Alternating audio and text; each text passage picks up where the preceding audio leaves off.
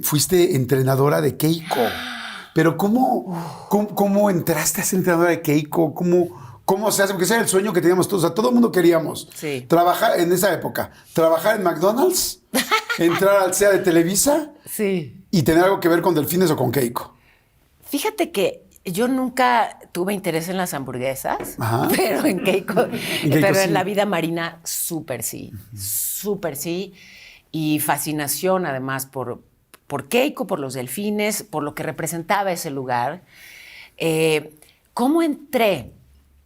En realidad yo empecé a trabajar desde muy chiquita, pero haciendo algo divertido. Entré a Reino Aventura, al grupo de animación. Reino Aventura es un centro sí, Six Flags actualmente. Como el Six Flags de ahora, exacto. Antes se llamó Reino Aventura. Exactamente. Y entonces entré a ese parque a trabajar un verano, bailando, ¿no? En el equipo de animación, y entonces nos poníamos así, pues ropita chistosa, íbamos recorriendo el parque como en el desfile, bailando y no sé qué divertido, ¿no? En el verano, baile y ganar mi dinerito, porque... ¿Quién iba a pensar que esa que venía bailando después iba a recorrer el túnel del Chapo? Exacto. Y tal,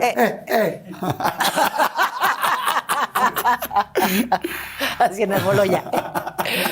No, pues empecé así, bailando de chiquita, como que motivada por muchas cosas. Siempre, como te digo, tenía y tengo entusiasmo por viajar y por ver y por hacer, y necesitaba tener dinero para lograrlo, ¿no? Entonces me metí a trabajar ahí y me gustó tanto que aunque terminó el verano me seguí, ¿no? Y trabajaba los fines de semana.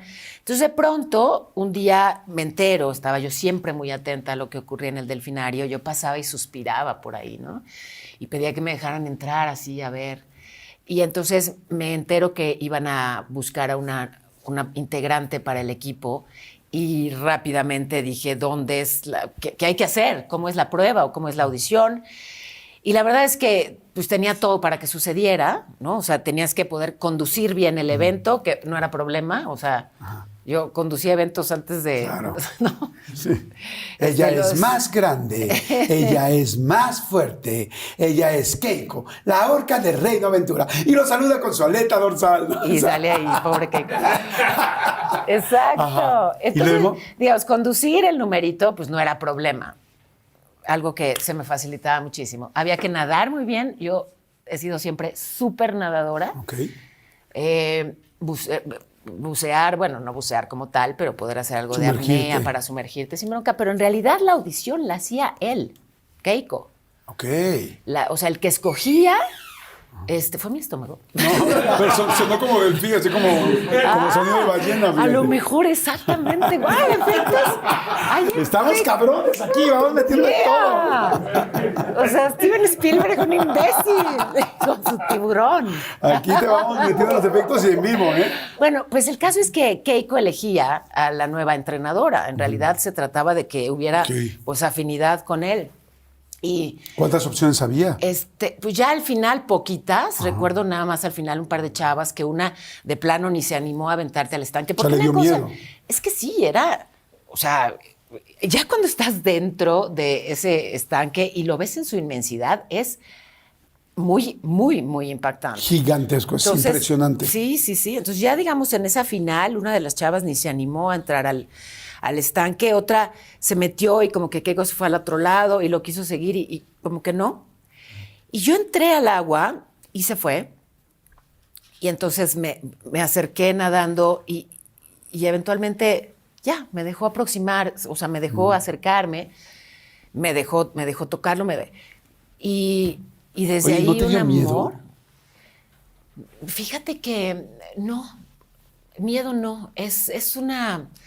Déjame tratar de describirlo. O sea, sí me impactó, sí recuerdo el shock de verlo en su inmensidad, pero no me dio miedo, no me dio miedo. No sé si por eso justamente él me percibió y se acercó.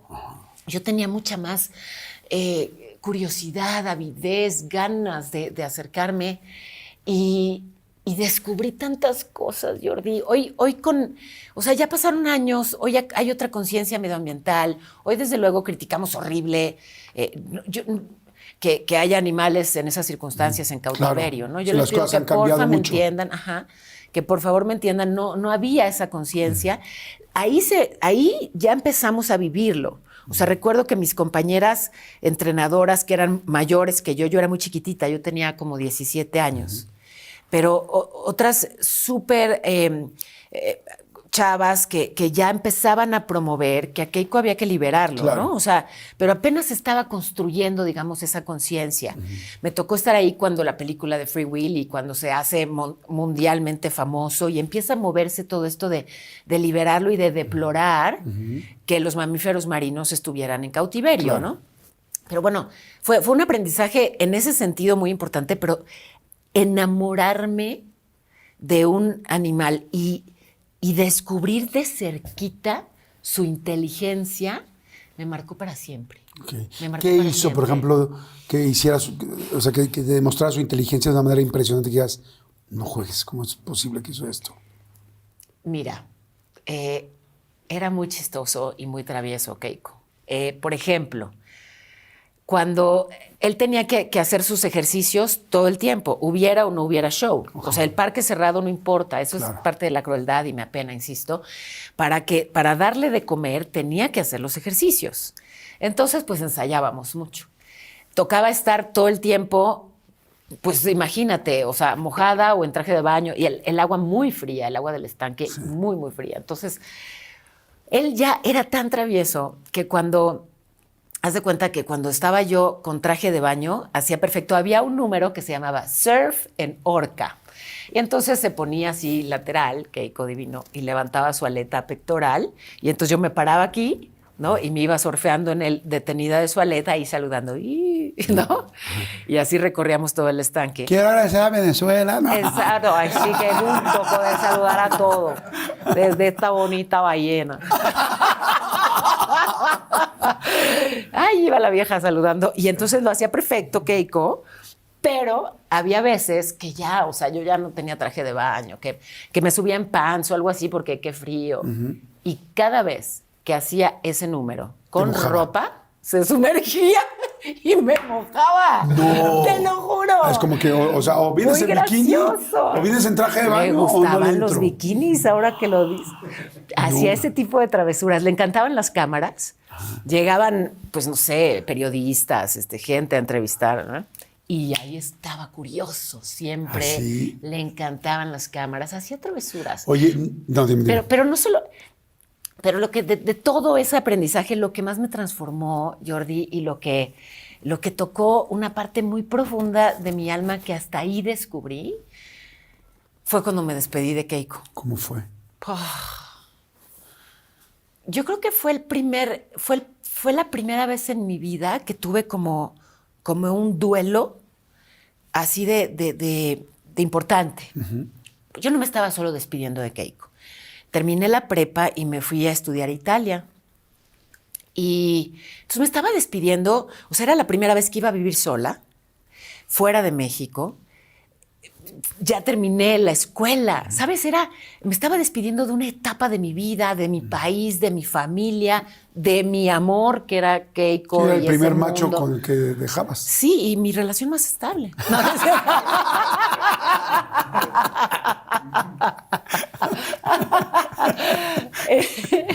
No, a ver, y me acuerdo que ese último día que estuve con él, me recosté, o sea, me subí en él y me quedé ahí acostadita, solo acariciándolo y despidiéndome.